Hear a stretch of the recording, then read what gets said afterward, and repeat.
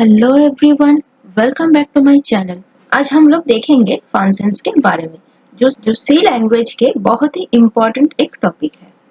तो सबसे पहले हम लोग देखेंगे फंक्शंस का डेफिनेशन क्या है, उसके बाद इसका एडवांटेज क्या है और इसको कैसे लिखा जाता है, इसका सिंटैक्स एंड इसका टाइप क्या है। साथ ही साथ हम लोग इसका एग्जाम्पल भी देखेंगे, फंक्शंस को कैसे यूज किया जाता है। आज इस वीडियो में फंक्शंस रिलेटेड हर एक पॉइंट को डिटेल्स में डिस्कस करेंगे। लेकिन वीडियो में आगे बढ़ने से पहले आप सबसे पहले की तरह ही रिक्वेस्ट है, जो लोग मेरे चैनल पर नए हो वो सब मेरे चैनल को सब्सक्राइब जरूर कर दीजिएगा और इसको शेयर करना मत भूलिए। तो चलिए देखते हैं फंक्शंस क्या है इन सी लैंग्वेज में। फंक्शंस वेरी इंपॉर्टेंट एक टॉपिक है जो आपके कॉलेज यूनिवर्सिटी एग्जाम में, कॉम्पिटिटिव एग्जाम में आ सकते हैं। तो चलिए सबसे पहले देखते हैं फंक्शंस का डेफिनेशन क्या है। A functions in C is a set of statement that when called perform some specific task. हम लोग सी लैंग्वेज में कुछ स्पेसिफिक स्टेटमेंट होता है, उस स्टेटमेंट को हम लोग फंक्शंस बोलते हैं। हम लोग कब यूज करते हैं, वो मेन फंक्शन के अंदर। ये तो मेन फंक्शन जो है वो सी लैंग्वेज के बाय डिफॉल्ट एक सिंटैक्स है। वो मेन फंक्शंस में अंदर ही हम लोग हमारा जो रिक्वायरमेंट है वो हम लोग लिख सकते हैं। तो उसी मेन फंक्शंस के अंदर हम लोग फंक्शन को जब कॉल करेंगे तो ही वो फंक्शन खुद से काम करेगा।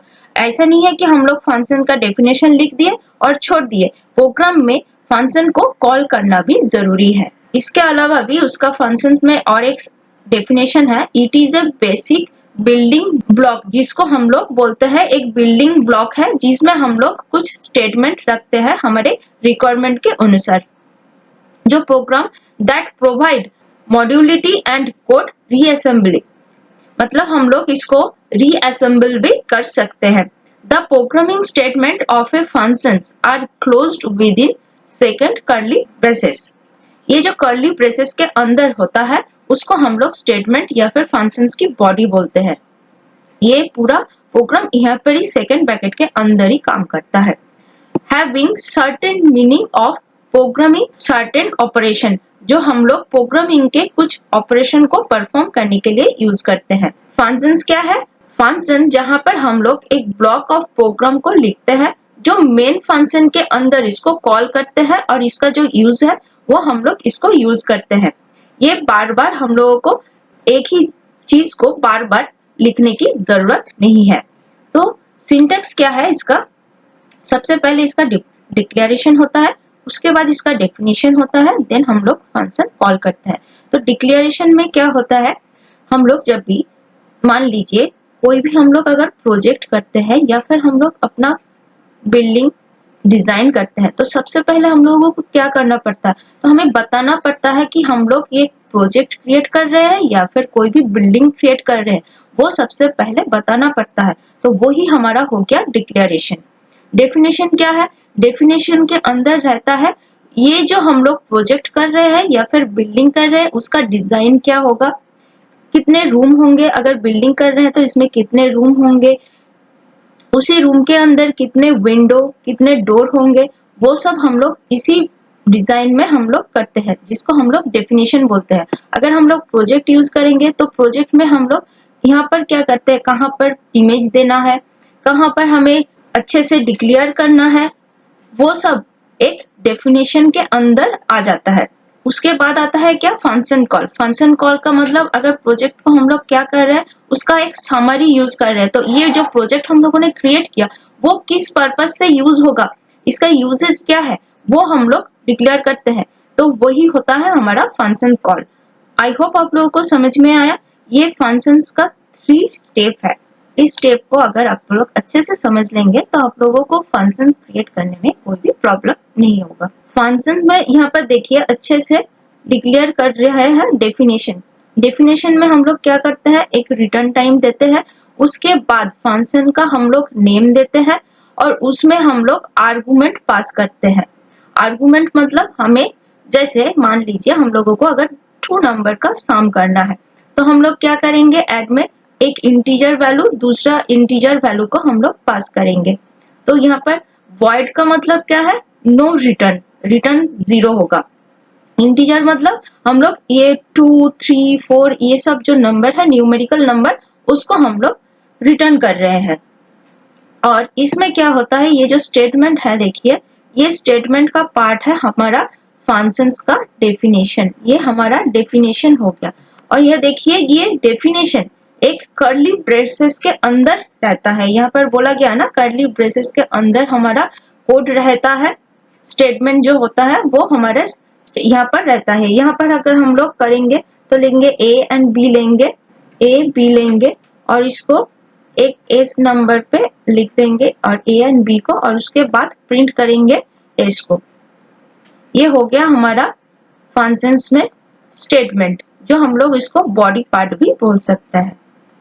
आई होप आप लोगों को समझ में आया। और भी डिटेल्स में हम लोग इसको देखेंगे। तो फंक्शंस का एडवांटेज क्या है? फंक्शंस का एडवांटेज है ये ऑर्गेनाइज द कोड, कोड को ऑर्गेनाइज करता है। ऑर्गेनाइज द कोड, ये कोड को ऑर्गेनाइज करता है। एंड सेकेंड है आपका ये रीयूजेबल है।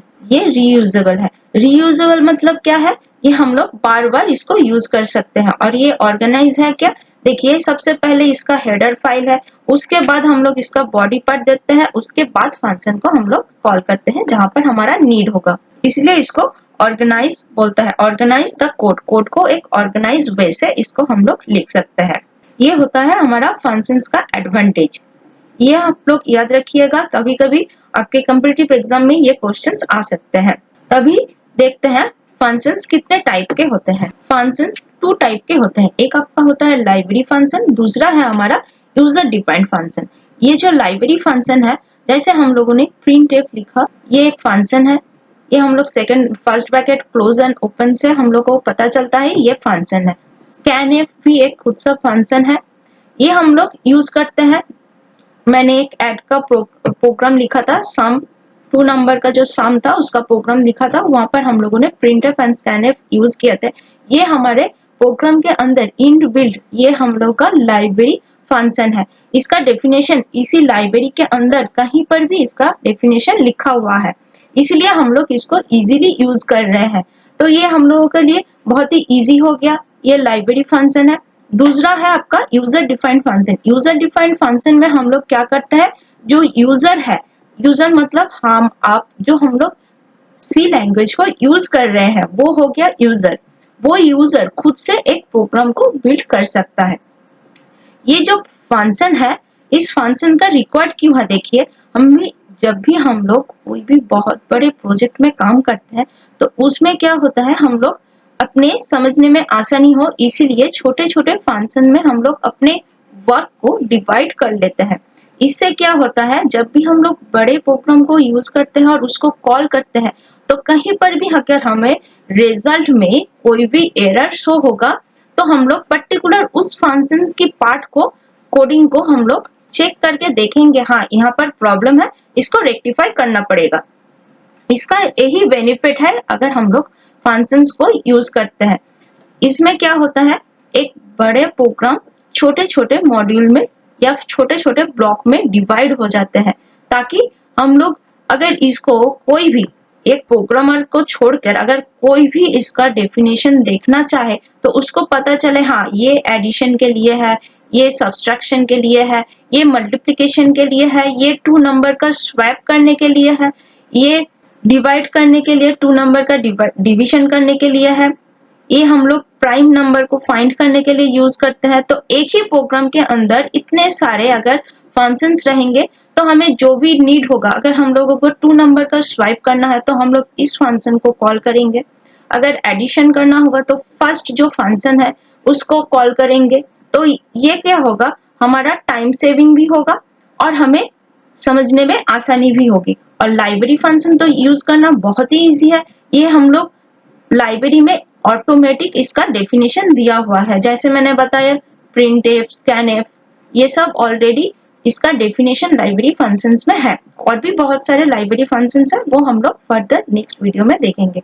आज हम लोगों ने समझा फंक्शंस क्या होता है, इसका एडवांटेज क्या है, इसका सिंटैक्स क्या है और ये कितने टाइप के होते हैं। नेक्स्ट वीडियो में हम लोग इसका एक प्रोग्राम, छोटा सा प्रोग्राम देखेंगे और समझेंगे ये फंक्शंस को कैसे यूज किया जाता है। आई होप आप लोगों को ये फंक्शन समझने में बहुत ही आसानी होगी। फिर भी इसके रिलेटेड अगर आप लोगों का कोई भी क्वेरी हो तो आप नीचे मुझे कमेंट सेक्शन में बता दीजिएगा।